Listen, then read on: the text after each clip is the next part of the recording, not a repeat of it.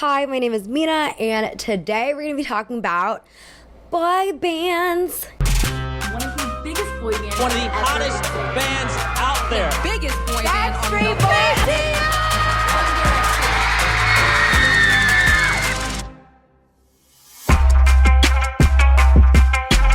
This is kind of a random topic that I've been wanting to explore for couple months now. It started with this time I went to this fashion designer's closet sale, and she lived in this like amazing, beautiful, probably like $10 million a month apartment penthouse in Soho, and she lived really close to the Harry's House pop-up store. And if you guys don't know what Harry's House is, it's like Harry Styles's fashion line merchandise. I don't know, it's connected to Harry Styles and they sell things. When I was walking, I noticed this line wrapped around multiple blocks. Like, I thought maybe he was at the store or something. Like, I thought maybe like he was signing stuff and it was like the store opening. By the time I got to the apartment building, I asked the doorman, I was like, oh, do you know what's going on with Harry's house? And he was like, yeah, it's just been like that, like the last week. No, he's not there. And I was like, good for Harry, good for him. Oh my God, okay. The second trigger for this topic is I did go to see Baz Luhrmann's Elvis, which no, I'm not proud of being a viewer of that movie. I just needed to see what it was all about. No, I don't think Elvis should have had a documentary, biopic, whatever it made of him, because he was a literal predator.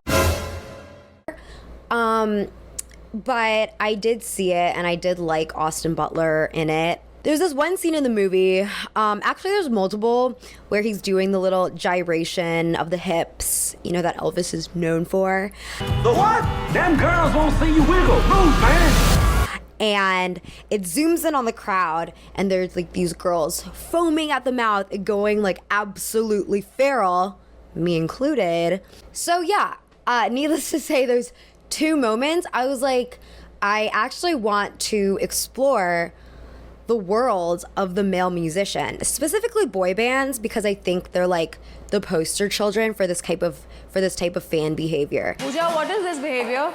So let's unpack the obsession, the criticisms, the fan behavior that is sometimes healthy, but can also veer into a dangerous, unhealthy territory, and what this all means for the culture. But first, a word from our sponsor. Today's video is sponsored by SeatGeek, a ticketing app that makes buying tickets super simple. SeatGeek lets you buy tickets for concerts, festivals, sports games, and even theater and stage performances. You can download the app onto your phone, which makes the process way easier.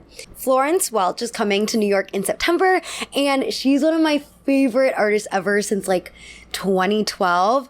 So I'm definitely going to keep an eye on ticket prices for this because I've always wanted to see her but never have. As you can see, SeatGeek ranks the prices as green, meaning good deal, or red, meaning bad deal. Use my code MINA for $20 off your tickets at SeatGeek, and make sure to click the link in my description to download the app.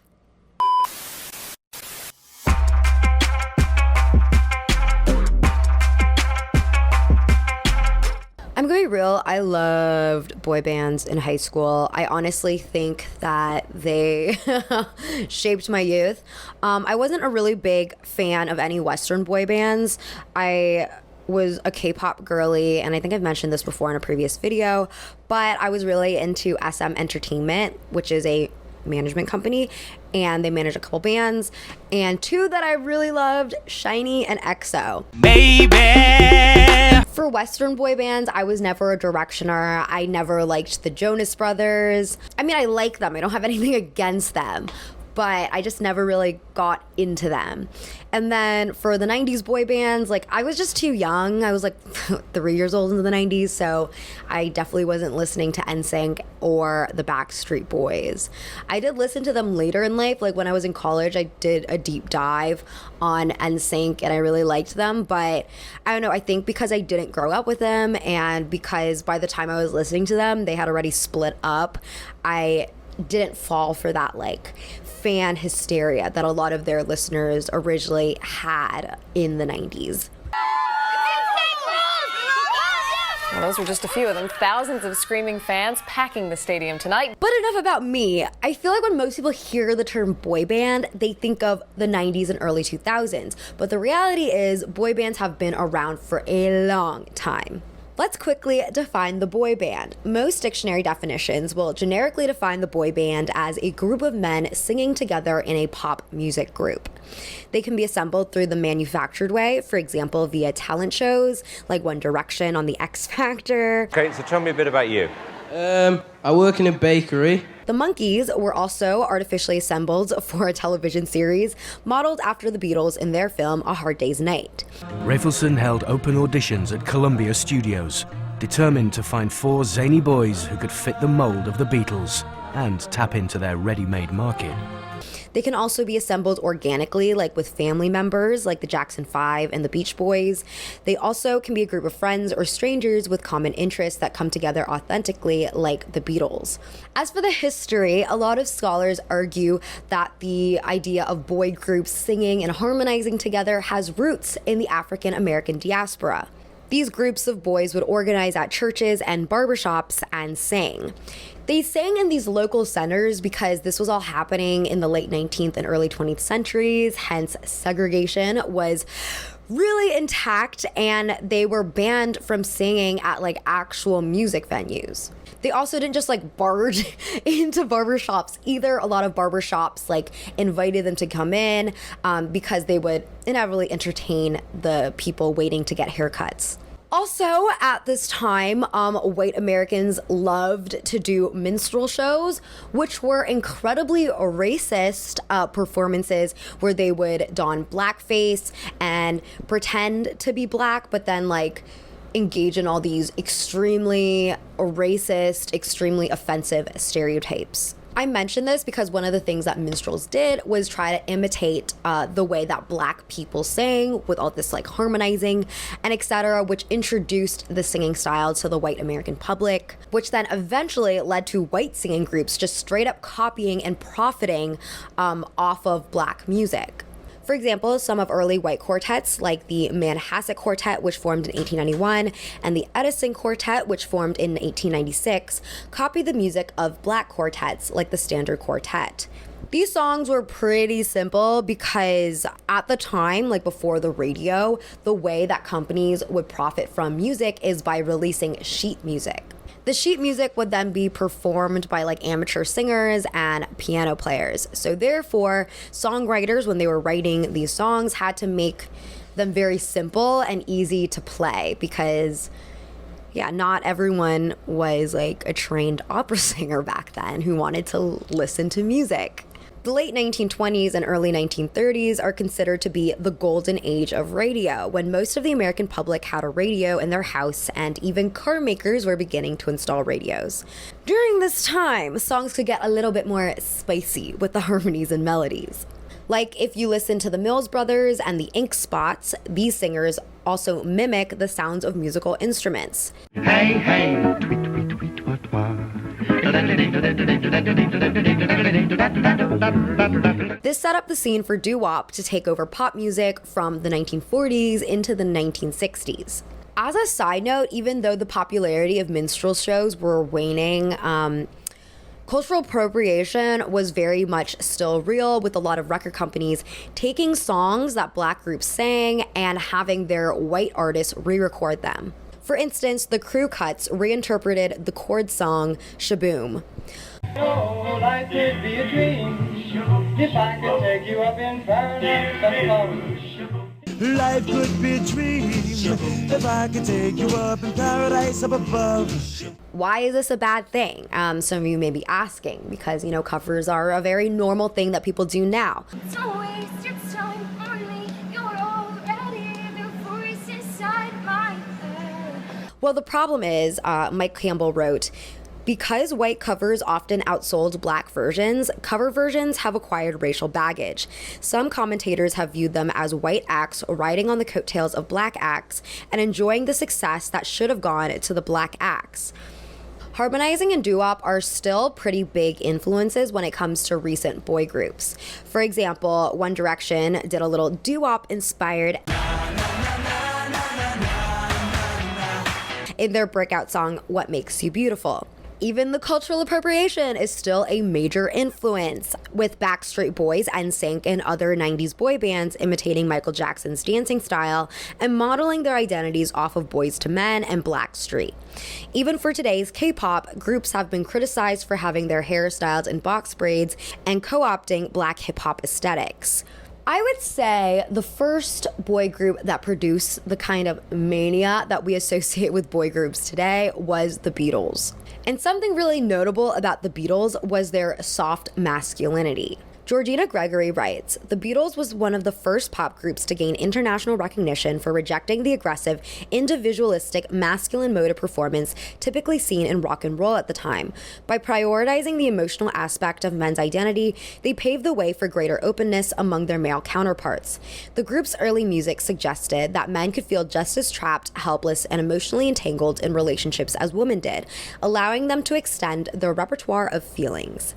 With their safe lyrics and clean presentation, the Beatles offered a safe alternative to the misogyny and mistreatment that many girls find and expect in adolescent relationships. But of course, like every boy band in the early years of their career, the Beatles were considered queer or unmanly by a lot of straight men because they had longer hair, were clean-shaven, fashion-conscious, and generally looked like they used separate shampoo and conditioner rather than the 12-in-1 stuff.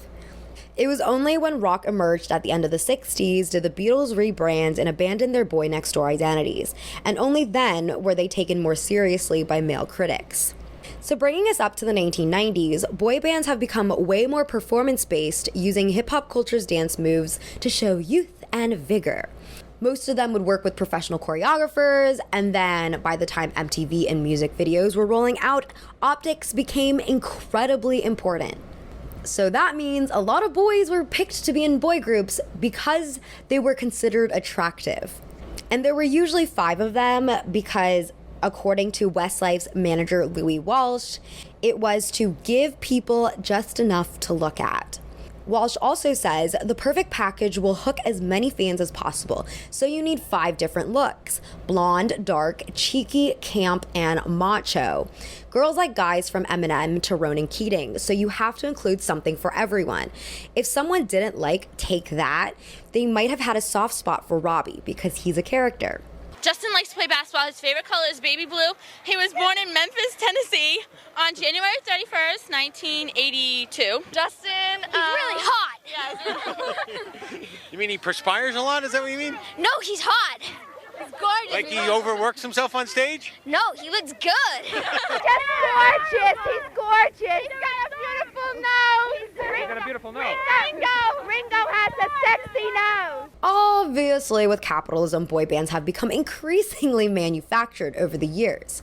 But even in the 1960s, Brian Epstein, the Beatles' manager, purposely developed their signature look, matching suits, skinny ties, mop-top haircuts. Beforehand, the Beatles just performed wearing jeans, which Epstein thought was disrespectful to their audience. Are you crazy? That shit is so disrespectful. So, changing a wardrobe and restyling someone's hair, not too bad, but the focus on looks can get very mean-spirited very quickly.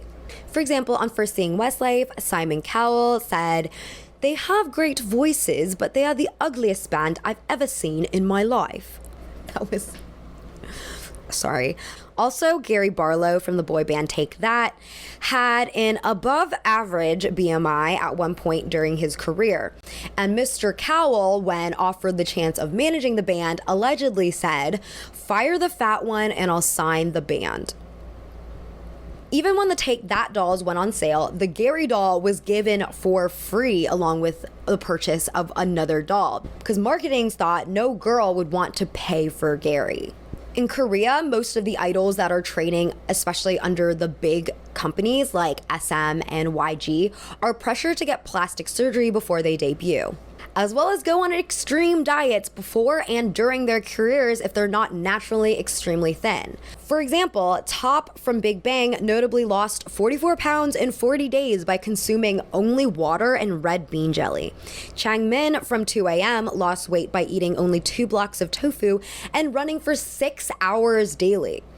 So the focus on looks can go from mean-spirited to actually harmful and dangerous for someone's body.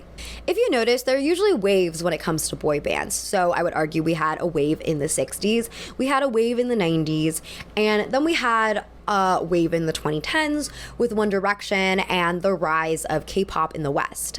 Modern boy bands tend to forego matching outfits of the past, but they still rely on the tenets of boy bandism, which is having a parent-friendly appeal and charm that the old school boy bands had. Nowadays, there's also social media, so boy bands can tweet, post TikToks, engage with fans in a number of ways that they weren't able to before. Social media is also one of the big reasons that a lot of people think One Direction was able to spark the boy band renaissance, and also why K-pop blew up in the West. Caitlin Tiffany writes for The Verge in 2016, One Direction doesn't depend on new mass-marketed albums, fan books, merch, or collectible dolls in order to be everywhere. Fan fiction about Louis Tomlinson and Harry Styles is still the third most popular shipping fantasy on Tumblr, according to the platform's own data. What must be hundreds of thousands of GIFs from the group's music videos, concert movies, TV appearances, and hundreds of live performances still circulate on the site daily. You don't have to be looking for One Direction to find One Direction. They're spilling out of every positive corner on the internet at all times.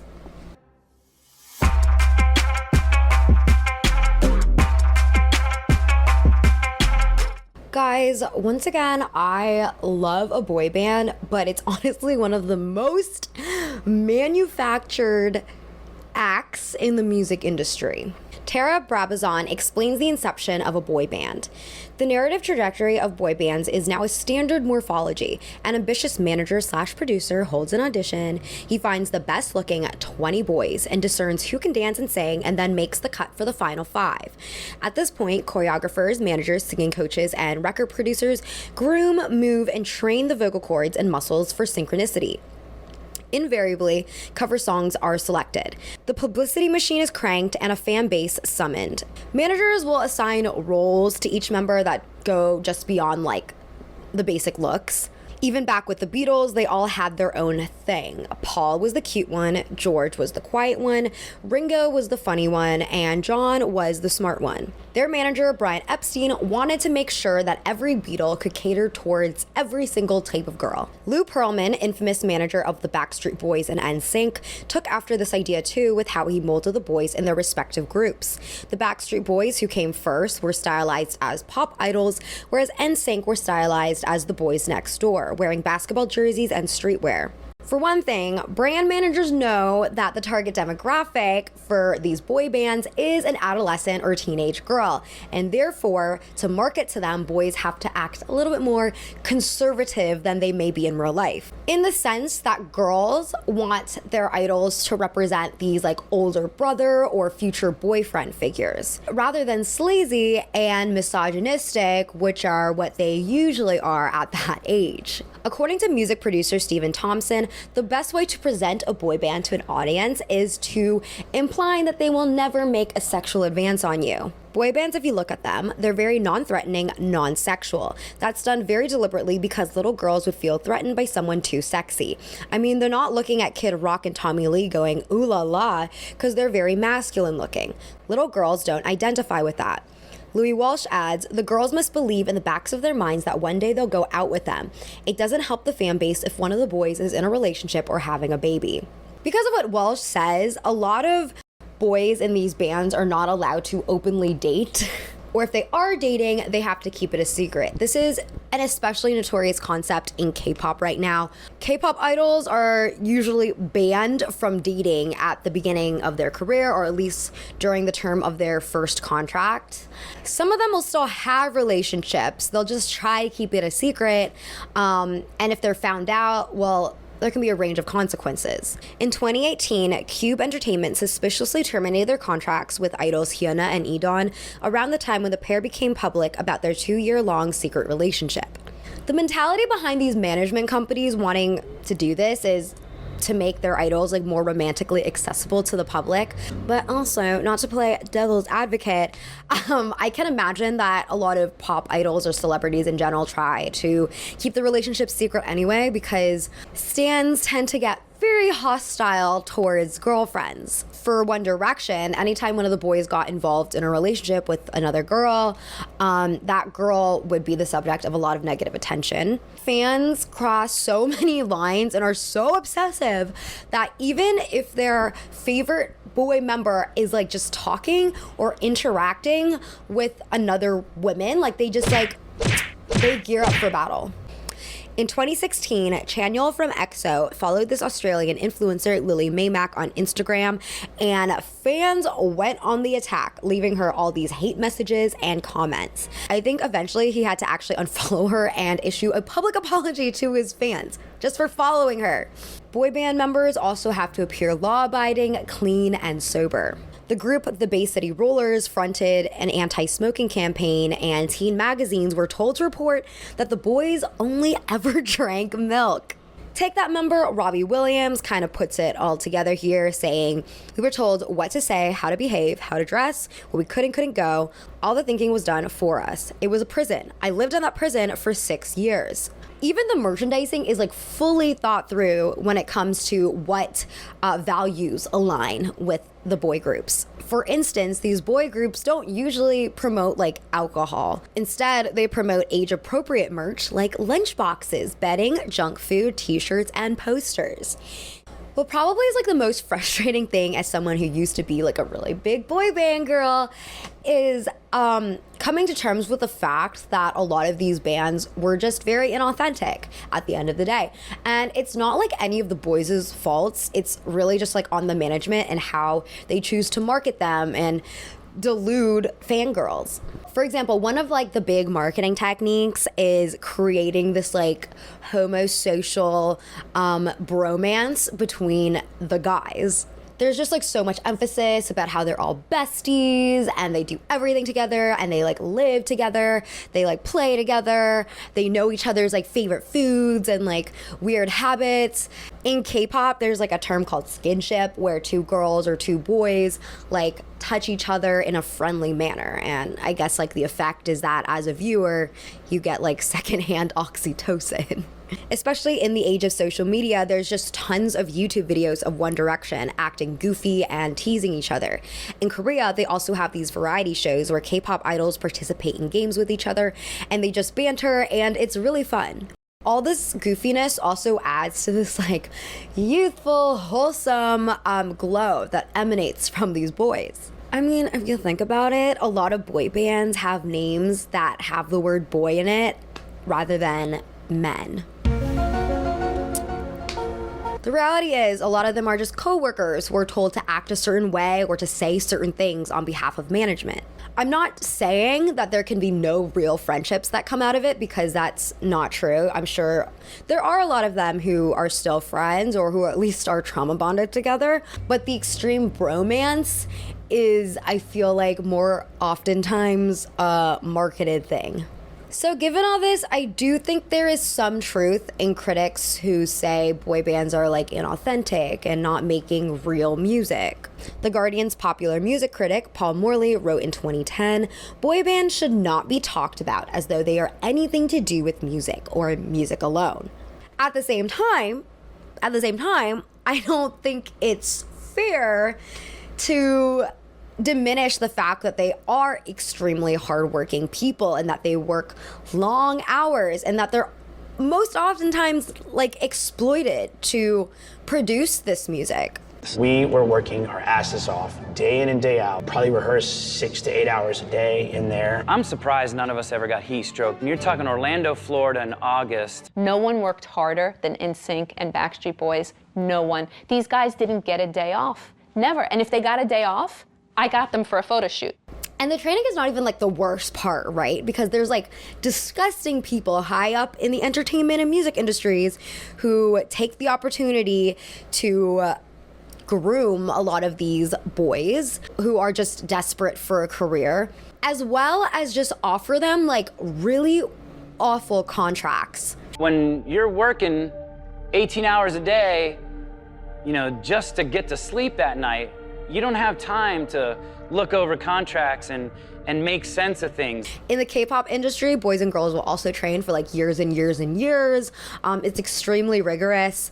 They have to learn how to sing, dance, act, learn new languages, a lot of things. And most often than that, like, you probably like won't debut because it's such a competitive environment.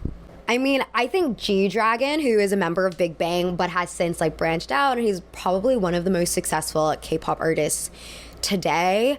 He was a trainee for 11 years. Like, that is so much time. And he is a success story. There's so many of them who just drop out because they realize they'll never make it. And they end up in debt and with no college education. And the exploitation doesn't stop there. In 2008, the group TVXQ sued SM for the 13-year contract they had to sign, which barred them from making any money from albums that sold under 500,000 copies. Like, what the fuck? In the West, Lou Pearlman, once again, was notorious for conning the bands that worked for him. This is a quote from LFO's Rich Cronin on Howard Stern. LFO was also one of Pearlman's groups. That's what I'm saying about those contracts. He had people signing. They were crazy. Yeah. He owned everything. You must have nightmares about this. I had to go through lots of therapy. Right. In NSYNC's case, after 2 years of nonstop, like, training, touring, selling out merchandise, selling out arenas, topping the charts with their music, each member got a check for $10,000. But when you compare it to how many hours that we had put in to this group for years, it didn't even touch minimum wage at all. NSYNC and Pearlman eventually even went to court in 1999, with the judge ruling in favor of NSYNC. Backstreet also liberated themselves from Pearlman around the same time. But on top of being a full-time scammer, Pearlman was also a groomer. By the way, if this topic is triggering for any of you, please skip to. So I want to play another clip from the Howard Stern episode interview with Richard Cronin because he says something that's pretty damning. I will preface by saying that the way they're all talking about this is in a very like lighthearted, kind of downplaying it, like humorous tone, when actually the topic is extremely serious. So I just want to forewarn you because it's really insensitive, but I do want to share what he has to say. He told me what he wanted. Yeah. What did he say? What did he want? He said he wanted to touch my, dick. Yeah. He wanted to, This is not funny. It was crazy, dude. He's like, listen, you're going to come to my house. You're going to come to my house. I want to touch you. I want to, massage you a little. You don't have to touch me. Nothing like that. Right. I'm not going to play games anymore. Tim Christopher of Take 5 also said the boys would regularly hang out at Lou's house in Florida. He was 13 at the time, and he recalls Pearlman like exposing his body to him. And another story is that Christopher's bandmate, Jeff Goodall, also said that when he was around 13 or 14, Pearlman took him and his 17-year-old brother, a minor still, so 2 minors, to a strip club.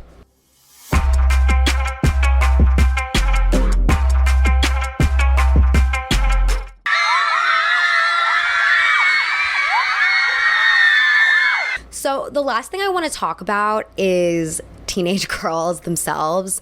I've noticed from reading a lot of like critiques about boy bands and the way these critics talk about their fan bases is pretty negative. Like, all these girls are described as hysterical and their excitement is considered like a frenzy.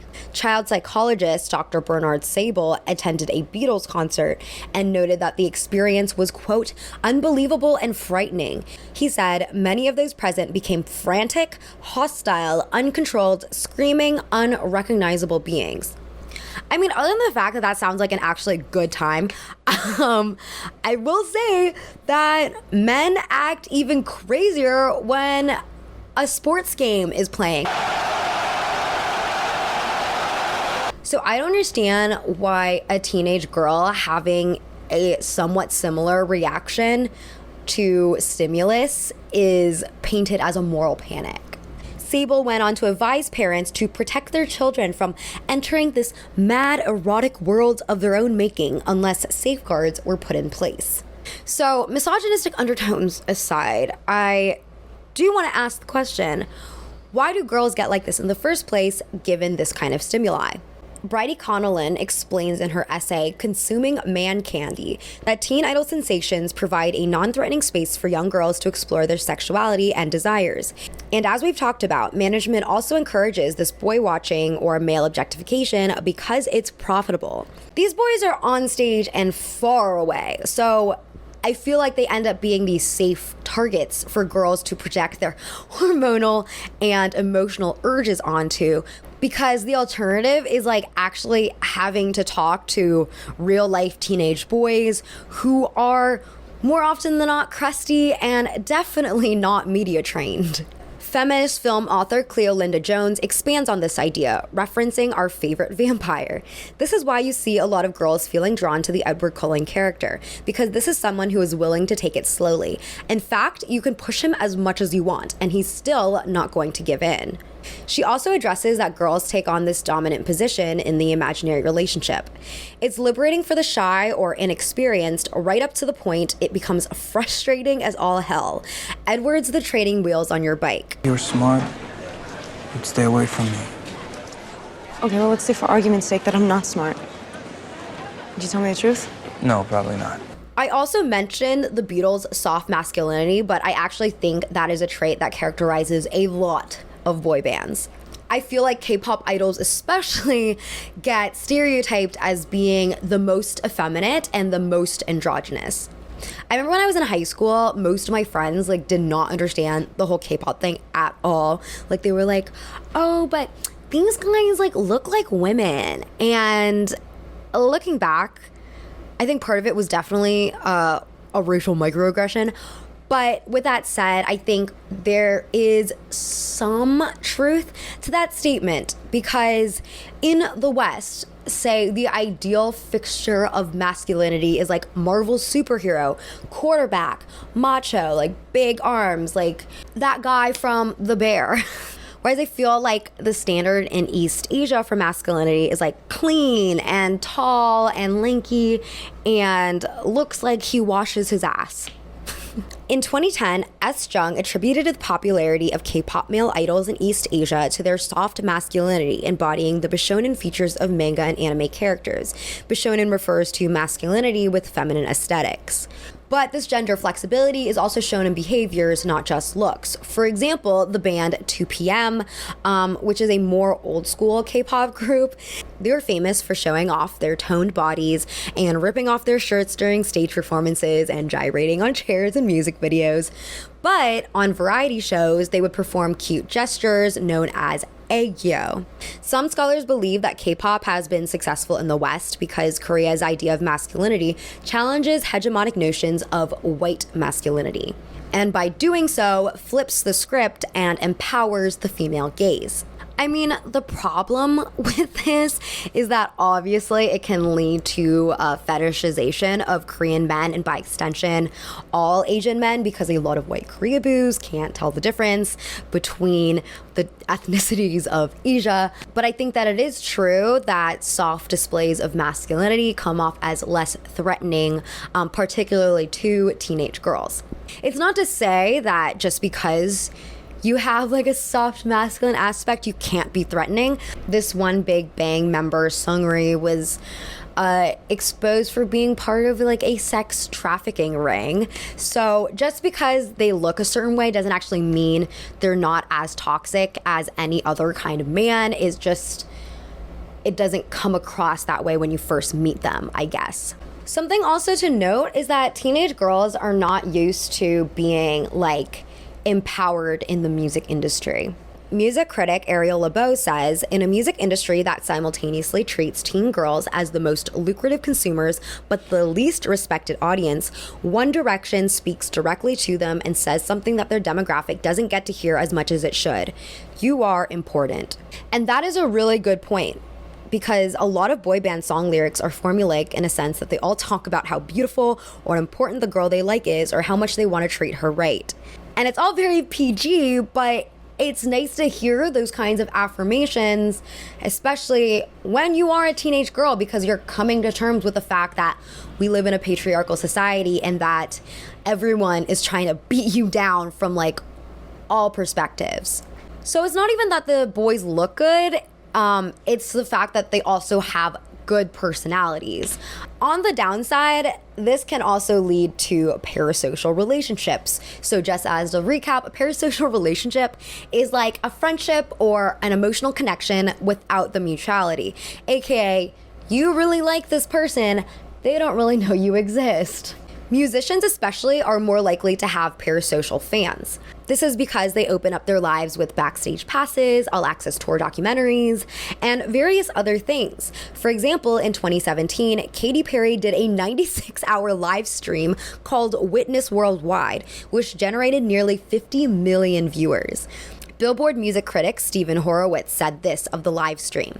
Over the course of 4 days, Perry presented herself as humble and gracious, amiable and endearing. She showed the type of person she truly is, flaws and all, in a way that was so public that it almost felt brave.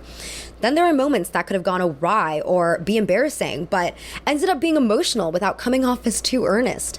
At times, the live stream was boring and slow, but so is life. For 4 days, we got to see Katherine Hudson, a peek from behind the curtain. Adolescents and teenagers also tend to be more prone to develop parasocial relationships.